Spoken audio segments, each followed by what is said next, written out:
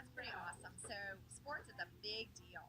And how are you using the technology that's different and unique? So as a startup, first of all, I love your company name, Paranoid Fan. I think that's awesomely cool. How are you using the technology that's different than what you could typically find in the market today? So we actually focus on social maps. So what we use is it's a visual, it's like a ways for sports fans. So that allows users to actually pull up their device, look at the map itself in real time, and find out what match they're getting at. And actually, the genesis of the story comes from when I was at the World Cup in 2014.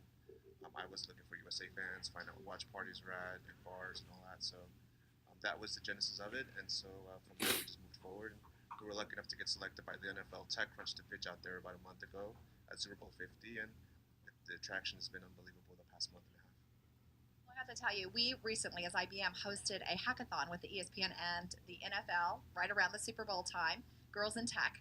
And there were some phenomenal ideas and data that was available in order to fuel this. What type of data do you guys leverage in your company? So we pull out a GPS traces of our users. So that allows us to get a good idea of heat maps and what the users are doing before and after the game. So and sometimes we can provide that package out to institutions to use for their own predictive models. So I know you've got some great customers, which is a big challenge for a lot of startups. Tell me, being the CEO and founder, um, it's hard being a startup, but it's also super fun. So tell us some of the pieces of advice you would give to other founders out there as they get started. Maybe what your top three.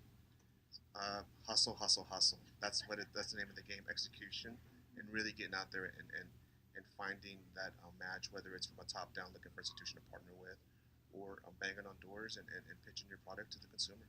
That's what we do. We focus on really penetrating the market with our product and getting out there to the people and making sure that there's traction from there.